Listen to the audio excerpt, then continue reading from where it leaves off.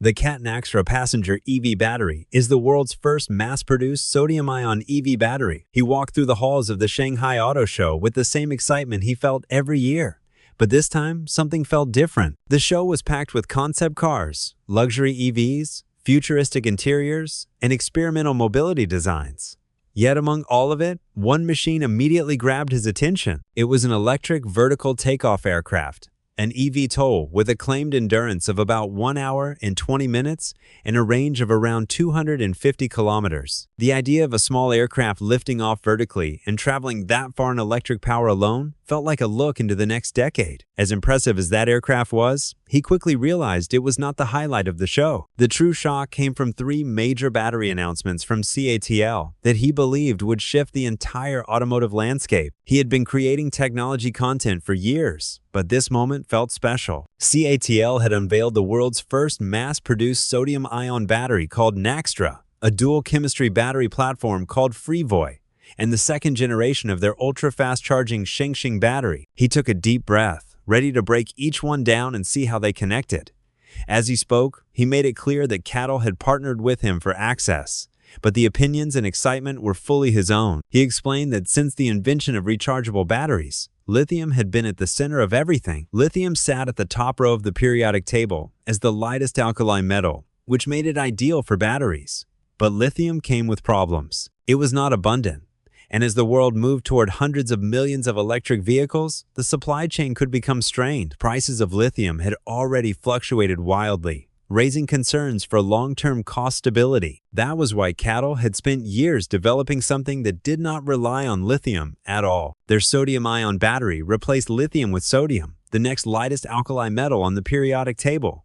Sodium had several advantages, but the biggest was that it was far more abundant. He pointed out that sodium was over 1,000 times more plentiful than lithium in the Earth's crust, meaning that as production scaled up, sodium-ion batteries could massively reduce costs and help lower EV prices. The second major advantage was cold temperature performance.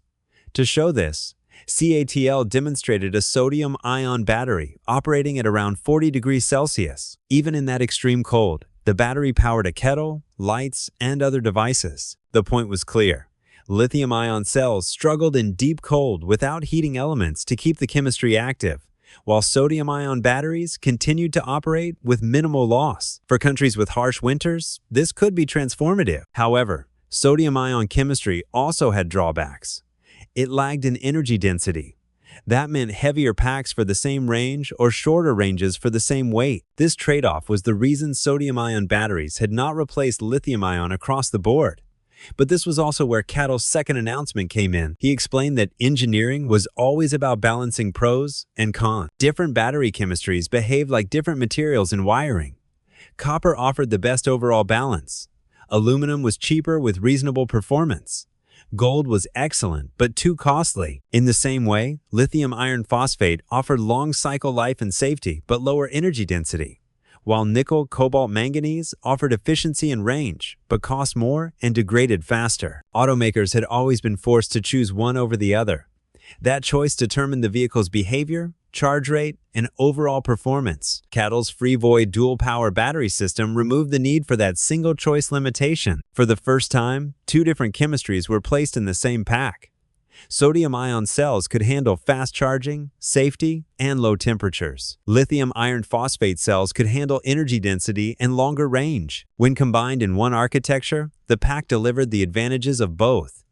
There was no perfect chemistry, but with Freevoy, he then moved to the third announcement, one that would likely excite every EV owner who had ever waited too long at a charging station. CATL introduced the second generation of the Xingxing battery and called it the world's fastest charging battery. It reached charging speeds up to 12C and could sustain around 6C. Using his own 100 kilowatt-hours EV as an example, 12C would represent 1,200 kilowatts or 1.2 megawatts of power flowing into the pack. His current vehicle maxed out at 250 kilowatts, so this was nearly 5 times faster. That meant recharging over 500 kilometers of range in just 5 minutes. At that speed, charging an EV became as quick as filling a gasoline tank, possibly even faster. The numbers became even more shocking. 75 kilometers of range could be added in just 30 seconds. That translated to roughly 2.5 kilometers of range per second. He also explained that cold temperatures usually hurt fast charging. Yet, even at 10 degrees Celsius, the Shingsing battery could charge from 5 to 80% in around 15 minutes. These speeds were possible because CATL adjusted not only the chemistry, but also the internal architecture of the battery. The battery used a supercrystalline graphite anode that formed a more uniform structure, allowing ions to move faster. Next was an enhanced electrolyte formulation that maintained stable reactions even under extreme charging currents. The multi-path electronic flow design allowed electricity to move across the battery more evenly, reducing hotspots. Finally, the cathode used advanced conductive materials that sustained high current without excessive heat. He then explained that CATL's breakthroughs did not stop at cell design. Pack thermal management was equally important. CATL displayed an extruded view of one of their battery packs, showing a long cooling ribbon running between every row of cells. Instead of cooling from below, the liquid coolant passed across the entire surface area of the cells, removing heat much more effectively. This was critical because the heat generated during 12C charging was enormous. Without advanced cooling, the battery would degrade quickly or shut down. CATL's approach allowed the pack to maintain high speed safely. CATL also offered complete modular platforms that integrated their cell-to-chassis battery architecture. In these platforms, the battery pack itself formed part of the vehicle structure. They even included axial flux motors, inverters, and electronics. He realized CATL was no longer just a supplier of cells, but a company offering entire EV foundations that automakers could build upon. One of the most surprising things he saw at the show was CATL's battery swapping demonstration. The idea of pulling into a station, having the pack drop from the bottom of the car, and a fully charged one sliding back in, all in around 100 seconds, felt futuristic. But CATL's involvement changed everything. Car companies had attempted swapping before, but every brand used its own shape and size, preventing any real standard from forming. CATL, however, built one of every 3 EV batteries on Earth. If any company had the power to standardize swapping across brands, it was them. Seattle's breakthroughs don't stop with the anode and electrolyte. They've got the cathode in on the action too. That's the final piece of the battery puzzle. While they're keeping some details under wraps, it's a safe bet they're using ultra-high energy cathodes, like the ones used in long-range electric cars.